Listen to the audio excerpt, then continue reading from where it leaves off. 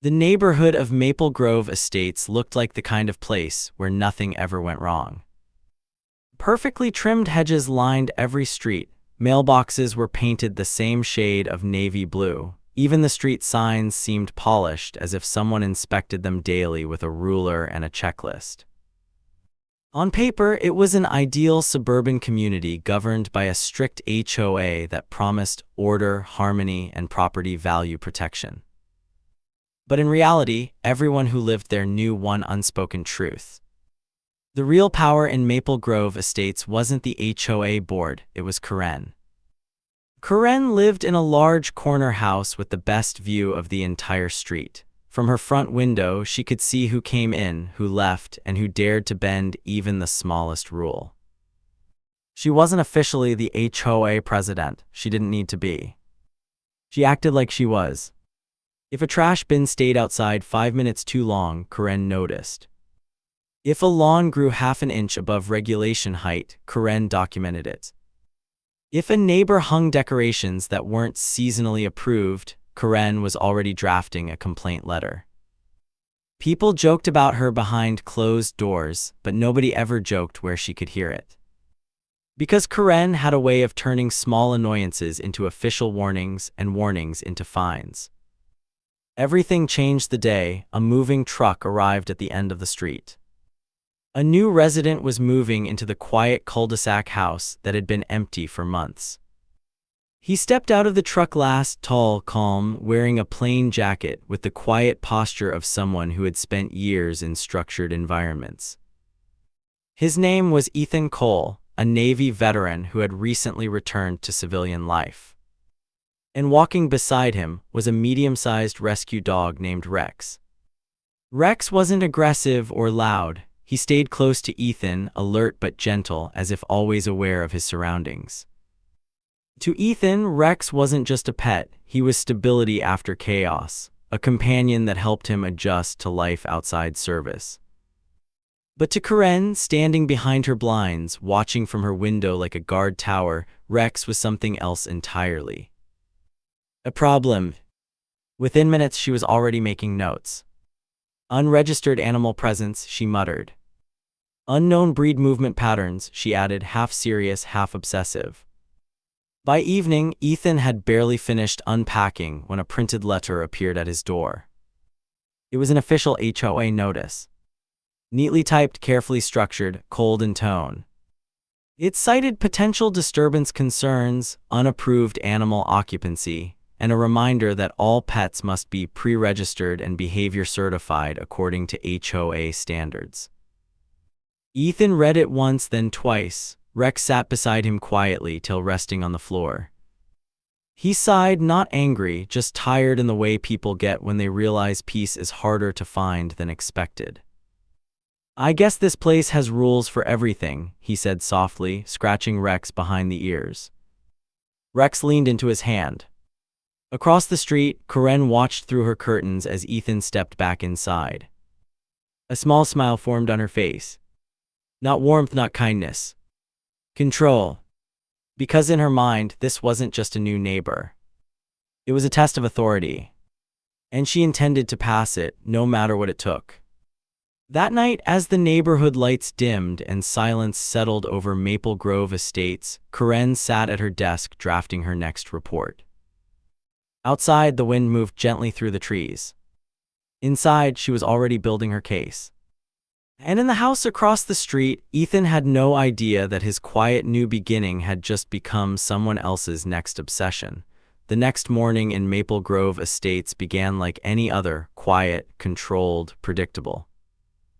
Lawns were watered at exactly the right hour. Garage doors opened and closed in near-perfect synchronization. Even the birds seemed reluctant to break the silence. But inside Karen's house, the day had already started differently. She was standing by her window again, watching. Ethan Cole was outside with Rex, walking slowly along the sidewalk in front of his home. The dog stayed close, calm, and obedient, occasionally stopping when Ethan did, as if they were in perfect rhythm. To anyone else, it looked like a man trying to settle into a new routine. To Karen, it looked like a violation in progress. By 9:12 a.m., she had already filed her first official HOA complaint. It wasn't emotional, it wasn't rushed. It was precise. She cited lack of pet registration confirmation, unverified animal presence in shared visual property space, and potential noise disturbance risk, even though Rex hadn't barked once. By noon, Ethan received another notice at his door. This one was more serious. It requested immediate compliance, documentation, and a meeting with the HOA Compliance Committee. Ethan stood on his porch reading it, exhaling slowly through his nose. Rex sat beside him, calm as ever, unaware of the tension building around them. "I just got here," Ethan muttered under his breath, "and I already feel like I'm on trial." He looked down at Rex, who tilted his head slightly. "It's not you," Ethan added with a faint smile. "It's them." Across the street, Karen watched him carefully. To her, Ethan's calm response wasn't patience, it was defiance disguised as politeness. And in her mind, defiance meant escalation. That afternoon, Karen began her second phase. She didn't just rely on paperwork anymore, she started talking. First to the neighbor on her left, Mrs. Delgado, who was watering her flowers. "Did you notice the new dog?" Karen asked casually. Mrs. Delgado nodded slowly. "Seems friendly enough." Karen smiled tightly. Friendly doesn't mean compliant. Then she moved to the next neighbor, Mr. Hayes, who was unloading groceries.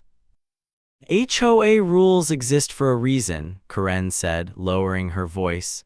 "People think they can bring in anything they want and the neighborhood just adjusts. That's not how property values work." By evening, whispers had started circulating. Some neighbors didn't agree with Karen, but most didn't want conflict with her either. She had a reputation for turning disagreements into long-term problems. Ethan, unaware of the growing tension, spent his evening sitting on his front steps with Rex. The dog rested his head on Ethan's boot, relaxed, breathing steady. For a moment it looked peaceful again. But peace in Maple Grove Estates never lasted long when Karen was involved. That night, as the streetlights flickered on one by one, Karen printed out something new. A detailed incident report log. It included timestamps, behavioral observations, and alleged HOA violations. At the bottom, she added a handwritten note. "Escalation required, subject is non-compliant, recommend enforcement action." She placed it neatly in a folder labeled Cole Case File. Meanwhile, Ethan was inside, unaware that his name was already being processed like a legal case instead of a neighbor. Rex lay near the door, ears twitching slightly, as if sensing something unsettled outside. And across the street, behind drawn curtains, Karen sat still in her chair. Not angry. Not emotional. Focused. Because in her mind, this was no longer about a dog. It was about control.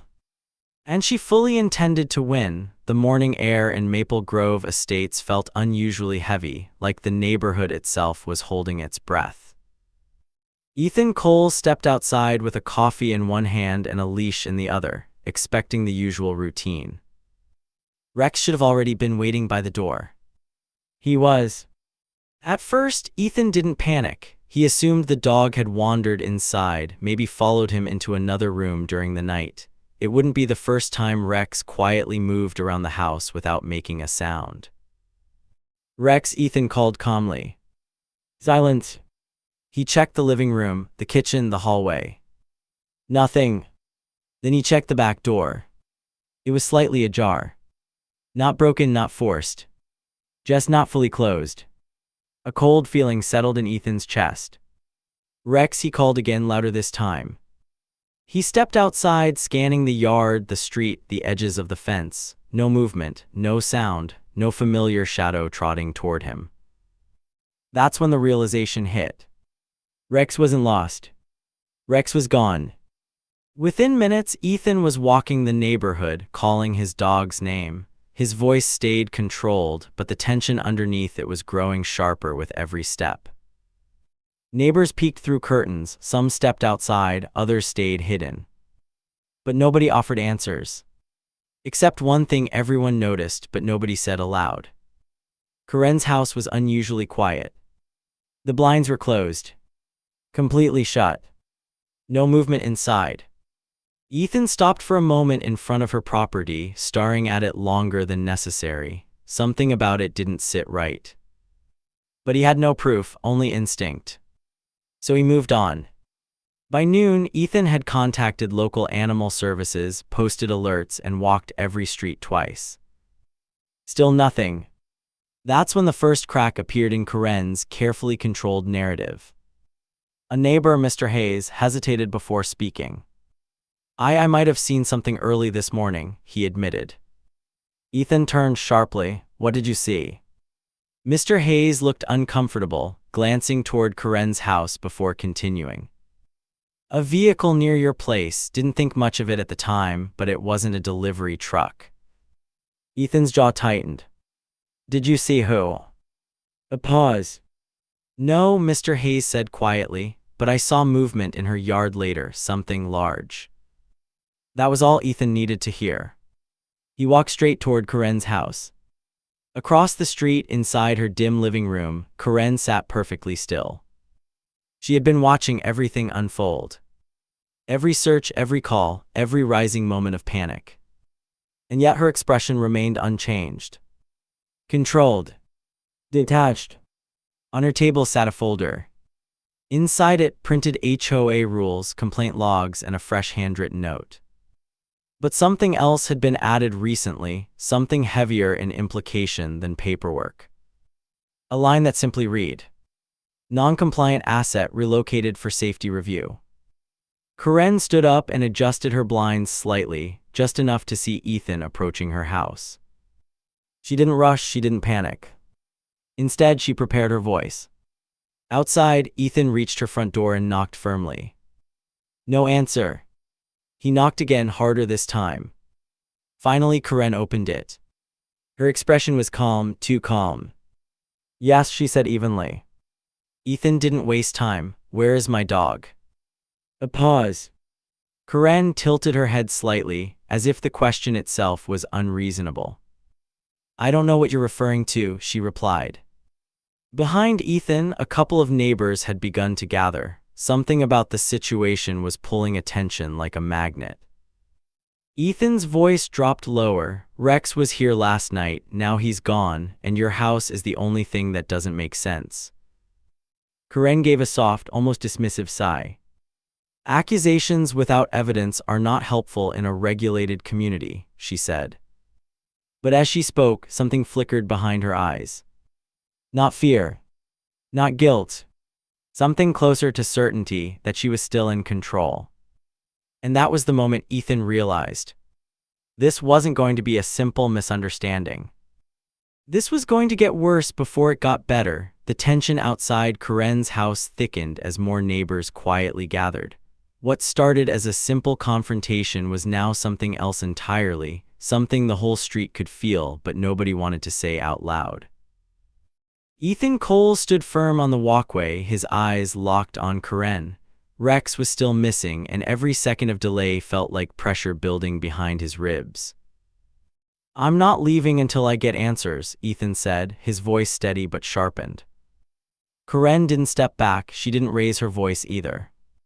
Instead, she leaned slightly against her doorway, arms folded, like this was just another HOA disagreement about mailbox height or lawn edging. I've already told you, she said calmly. I have no idea where your dog is. Behind Ethan, Mrs. Delgado whispered to another neighbor, this is getting out of hand. But Ethan wasn't listening anymore, his attention had shifted. Because something had just arrived. A car pulled up slowly at the curb. Not an HOA vehicle, not animal control. It was a security van from a nearby residential monitoring service. The same company that several houses in the neighborhood used for doorbell and street-facing cameras. A technician stepped out holding a tablet. I was called regarding footage access, he said, looking around at the growing crowd. Ethan immediately stepped forward. That's me, I need any recordings from last night, my dog went missing. The technician nodded and began scrolling. Corinne's expression didn't change, but her fingers subtly tightened at her side. The crowd shifted closer. The technician paused. Then he turned the tablet so everyone could see. On the screen, grainy but clear footage from the early hours of the morning. A figure moving quietly near Ethan's house. A car parked without lights. A moment where a gate opened without force. And then, Rex, walking calmly but clearly guided toward the vehicle. Ethan's breath caught. "That's him," he said immediately. "That's Rex." The technician continued playing the footage. The dog wasn't struggling, he wasn't panicking, but he was being led, directed by someone familiar enough for him not to resist. The camera angle shifted slightly, and the figure became clearer. A woman. Corinne. A collective murmur rippled through the neighbors. Mrs. Delgado covered her mouth. Mr. Hayes took a step back. Someone muttered, "No way." Ethan's expression hardened instantly. He turned toward Corinne, who was still standing in her doorway, but now the calmness in her posture felt different. Not confident. Carefully maintained.